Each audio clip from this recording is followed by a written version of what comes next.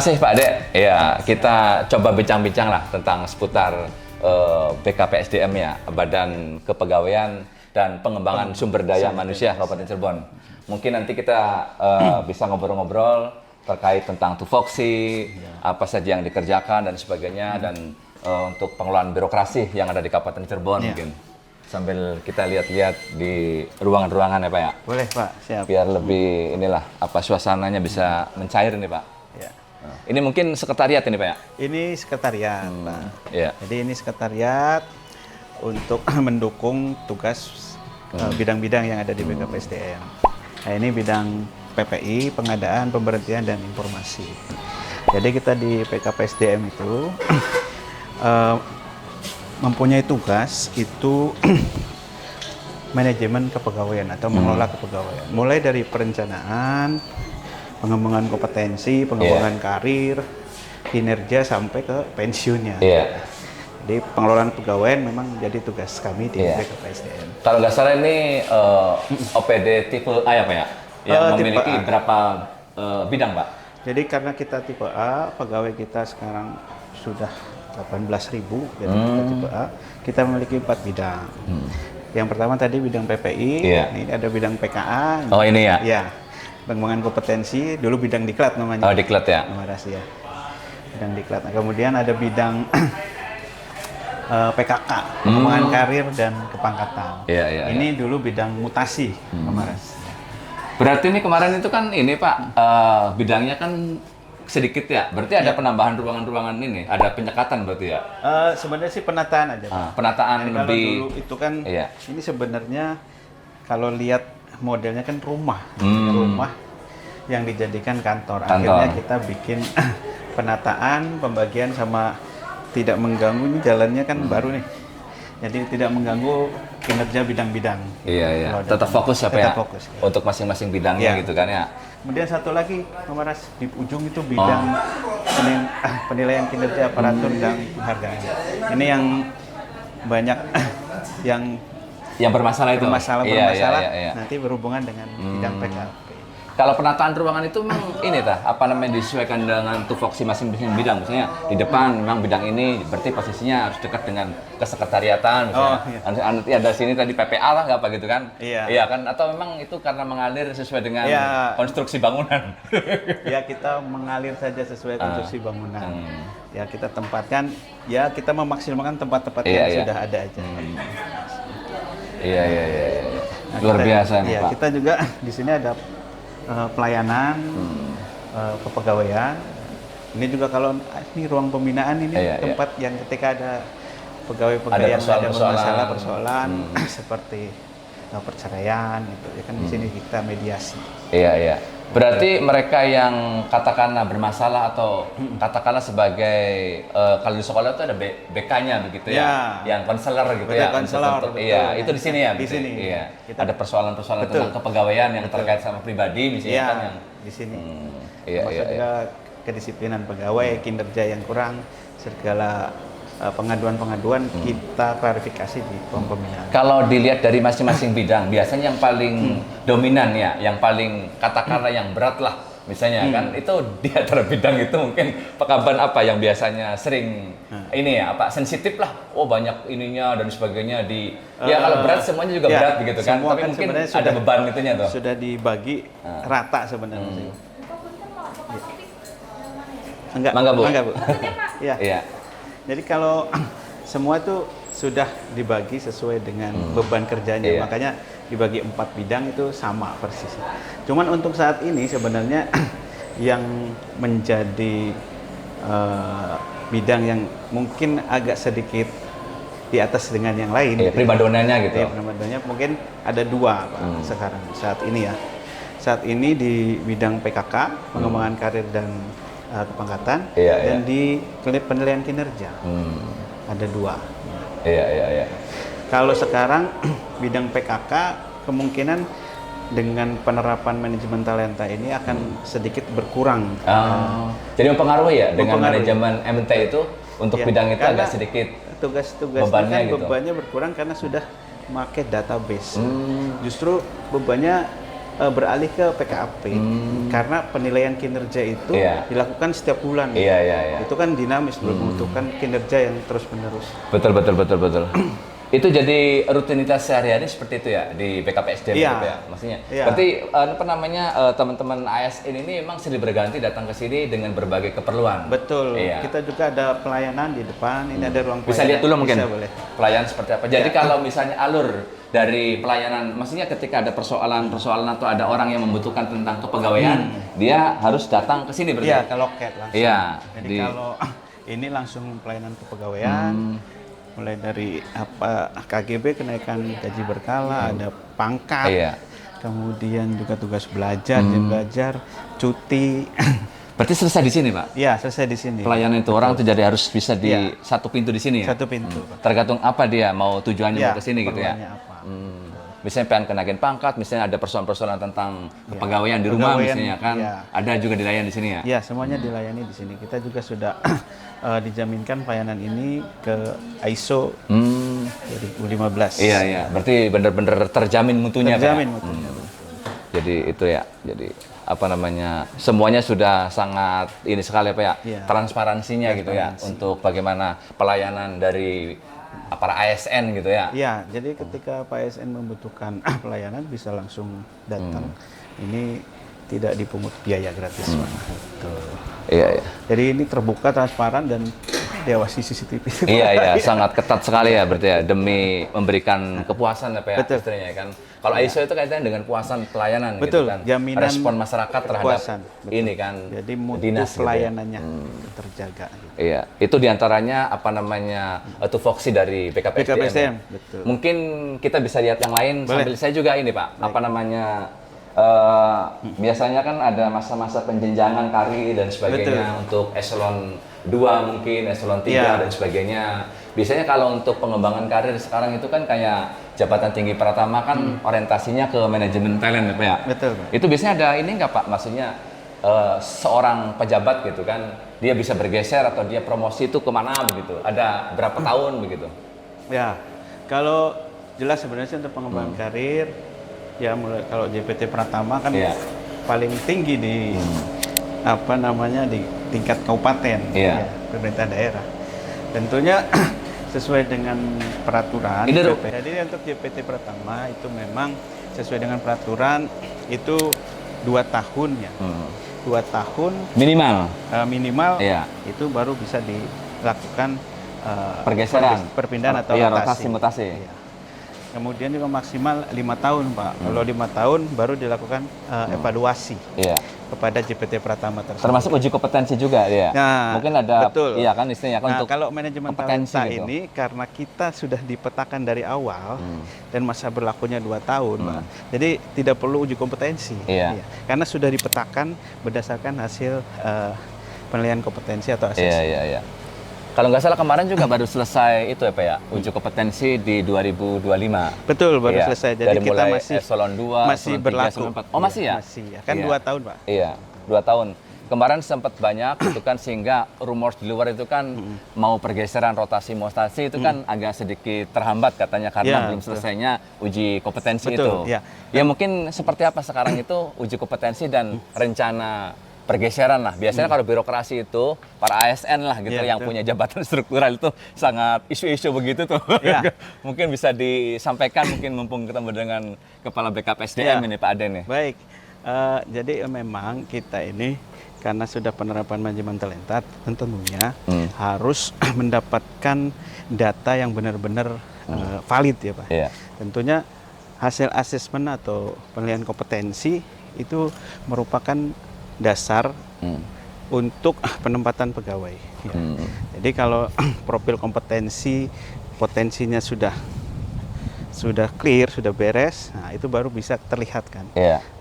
Kemudian juga selain asesmen, itu juga ada penilaian kinerja yang dilakukan setiap tahun. Nah, untuk pengisian jabatan sekarang ini memang kita masih menunggu hasil penilaian kinerja yang tahun kemarin. Belum selesai nih? Nah ini tarik datanya kan terakhir kalau dijadwalkan sesuai. Bisa lihat ini Pak ya? Boleh. Ini aula ya? Kemarin Musrin Bank itu ya? Iya. Bisa tarik datanya kan paling telat itu tanggal 15 Januari. Ya, kita harapkan para ASN di Kabupaten Cirebon itu tepat waktu menginput penilaian finalnya. Biar kita cepat tarik data, kita masukkan ke dalam penilaian di manajemen talenta tersebut. Betul. Jadi rekam jejak kalau manajemen talenta itu kan berarti masing-masing spesifik personal apa ya? Tahu ya rincian dari karakter masing-masing orang kan begitu kan? Jadi dari ASN yang ada di lingkup Kabupaten Cirebon. Jadi memang bukan hanya ini ruang aula ya Pak ya? Di aula nih Pak. Ini aula sekaligus juga gedung assessment center. Kemarin juga kegiatan-kegiatan uji kompetensi, asesmen apa di sini ya? Iya, kita sudah memiliki sarana dan prasarana yang cukup. Silakan Pak. Untuk melakukan assessment center karena kita sudah mendapatkan akreditasi B oleh BKN sehingga kita dapat melakukan assessment tentunya karena B kepada administrator ke bawah. Gitu. Ini bisa juga untuk umum atau hanya untuk lingkungan pemerintahan Pak? Yang bisa menggunakan aset dari BKPSDM ini? Ini kita karena baru tahun ini alhamdulillah sudah turun nih Pak Raswidi. Kita sudah mendapatkan izin dari provinsi untuk pembentukan UPT. Oh ini ada nanti dikelola sendiri. Jadi nanti ada eselon 4 berarti. Betul. Nanti ini bisa dikelola dan kita bisa menerima dari luar bisa kabupaten menghasilkan uang lah kira-kira ya. Iya. Menjadi aset lah gitu kan ya. Karena kita akan bisa kerjasama dengan kabupaten kota lain. Peralatan komputernya Pak ya? Iya, betul Pak. Jadi tidak semua daerah gitu ya? Betul. BKPSDM itu mempunyai fasilitas ini ya Pak? Iya, SKP belum beres, kan masa dibenahi dulu Pak kalau kita pakai kinerja yang tahun 2024 kan sudah nggak valid lagi. Iya. Makanya kita tunggu kinerja teman-teman di tahun 2025.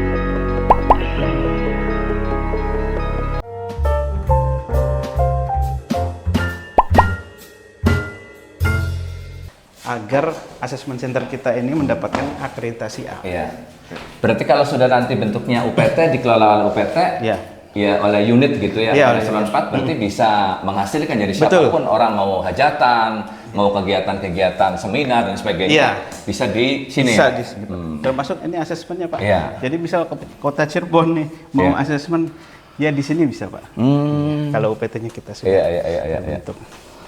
Luar biasa Pak, ini peralatan komputernya Pak ya? Iya, betul Pak. Jadi tidak semua daerah gitu ya? Betul. BKPSDM itu mempunyai fasilitas ini ya Pak? Iya, nggak semua daerah. Untuk berapa kapasitas ini Pak? Ini baru 75 Pak. Iya. Berarti kalau ini bisa ada gelombang 1, 2, iya, kita bergilir per sesi biasanya Pak. Iya. Gitu. Berarti kalau yang uji kompetensi asesmen itu sekarang udah selesai untuk 2025 itu Pak? Yang 2025 sudah selesai. Iya. Kemarin akhir Desember itu? Iya. Memang kan kita karena keterbatasan anggaran kemarin, ada yang kita kirimkan ke BKN. Karena BKN kemarin melakukan percepatan, sama mereka juga melakukan profiling ASN. Sehingga yang jabatan fungsional BKN juga ada profiling itu? Ada. Oh. Cuman kemarin lagi ada gratis. Jadi kita mengirimkan 400 orang. Nah, kalau biasanya kan berbayar. Jadi kalau gratis mungkin kita Iya. Jadi kuotanya 400. Kemarin kita dikasih 400 orang. Jadi dari kita BKN itu kirim 400 pegawai kita untuk melakukan asesmen di mungkin di situ, Pak. Asesmen di sana, Pak, di Kanrek 3 di Bandung. Iya. Nah, itu hasilnya memang baru keluar Pak, jadi kita sedang olah, kita olah untuk dimasukkan ke dalam penilaian di kita. Gitu. Itu juga sama Pak ya? Ini ruang pengawasan Pak. Oh kontrol di sini? Ya, asesor. Oh ya. Betul. Jadi ini untuk biasanya kan setelah asesmen rangkaiannya itu ada LGD, leadership. Oh iya. Nah di sini biasanya para asesi itu melakukan diskusi-diskusi untuk memecahkan masalah. Nah ini juga ada ruang pengawasannya sebenarnya. Ini nanti mau dikelola UPT itu kapan Pak? Ya ini karena sudah keluar ini bisa langsung. Oh bisa langsung ya? Kita tetapkan sekarang. Kalau selama ini tidak ada ya Pak ya? Ada apa namanya UPT dari BKPSDM ini selain dari nanti pengolahan gedung ini? Ada ya? Belum ada Pak. Makanya kan kita belum bisa menerima dari luar. Gitu. Iya. Ini mungkin agak ini apa ya? Saya tadi sudah mengawali nih ketika sudah uji kompetensi, asesmen dan sebagainya. Tadi kan ada bahasa, berarti kan apa namanya bahannya sudah ada nih dikelola oleh BKPSDM tentang profil-profil masing-masing pejabat lah misalnya kan biasanya udah 2 tahun dan 3 tahun mungkin kan ada pergeseran begitu kan. Isu-isu di luar kan sudah, oh ini kemarin nih kan akhir tahun 2025 gitu. Terus lagi sekarang, wah jangan-jangan nanti katanya hari ini, hari Jumat, tanggal 9, iya kan Januari gitu kan. Beda lagi minggu ketiga katanya, karena ada bahasa stigma gitu, namanya Jumat Keramat gitu. Ada Jumat Keramat. Mungkin sedikit gambaran saja, mungkin teman-teman ASN di Kabupaten Cirebon juga seperti apa gitu kan. Apa langkah untuk yang namanya tadi ketika sudah punya bahan begitu kan ya, baru dikelola dan akhirnya terjadi perputaran atau rotasi mutasi gitu. Betul. Jadi memang manajemen talenta ini kita capeknya di awal ya, karena itu menyiapkan data-data sampai benar-benar valid ya. Jadi kalau datanya semuanya sudah valid, nanti ke depan tuh enak Pak.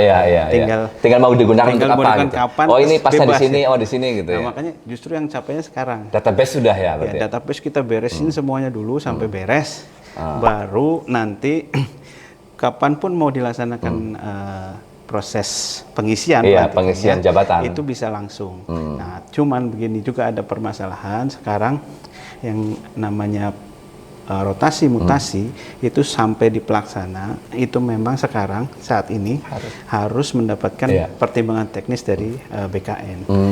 Jadi itu juga butuh proses. Memang waktu, tapi memang SOP BKN tuh bagus 5 hari kerja. Ya, kalau tidak ada yang ditolak, artinya 5 hari kerja kita sudah selesai. Pak? Kita belum, Pak. Karena kan tadi belum beres. Datanya kita jadi baru selesai dan baru nanti diajukan ke BKN. Betul, BKN. Jadi bukan nunggu BKN ini, bukan? Bukan. Kita sendiri belum mengajukan.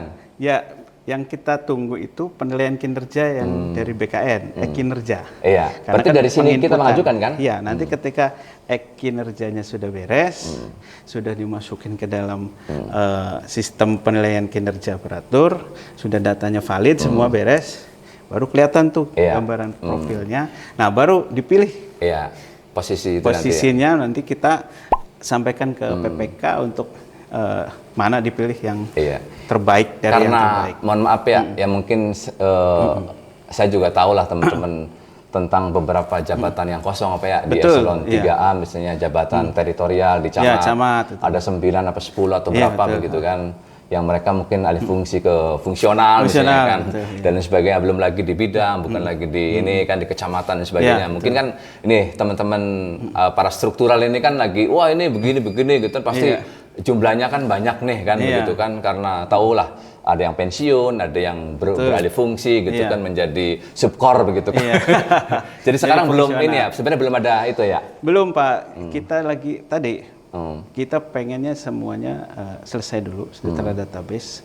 Kalau beres sudah database-nya oke, ke depan sih enak Pak. Mungkin kita sambil ini Pak. Boleh. Jadi kalau sudah beres nanti kapanpun kalau sudah ada datanya enak Pak. Cuma karena sekarang kan posisinya tadi SKP belum beres, kan masa dibenahi dulu Pak. Kalau kita pakai kinerja yang tahun 2024 kan sudah nggak valid lagi. Makanya kita tunggu kinerja teman-teman di tahun 2025. 25 ya. Jadi tidak ini ya Pak ya, belum tentu bulan ini gitu atau kapan waktunya gitu paling kalau cepat. Kita sih tentunya berupaya secepat mungkin ya. Karena ada kekosongan tadi itu kita kan harus cepat juga. Tapi kan tadi kita kan data ini ada di masing-masing pegawai juga. Kecepatan para pegawai dalam menyelesaikan kinerja tahunannya harus dipercepat. Semakin cepat, semakin cepat juga prosesnya. Gitu. Saya pikir sudah keliling-keliling dari ruangannya Pak Ade, ruangan bidang-bidang dan sebagainya, termasuk di tempat ini apa ya, apa namanya, yang sangat luar biasa. Mudah-mudahan sih nanti ya bisa terus berkembang nih Pak. Karena kita kan di apa namanya tidak semua daerah ya BKPSDM yang punya fasilitas itu gitu kan. Apalagi ditingkatkan nanti ada UPT, pengelolaannya mungkin lebih maksimal lagi kan. Bisa menjadi apa namanya tambahan lah gitu kan. Untuk menjadi nyumbang PAD. PAD ke pemerintahan daerah.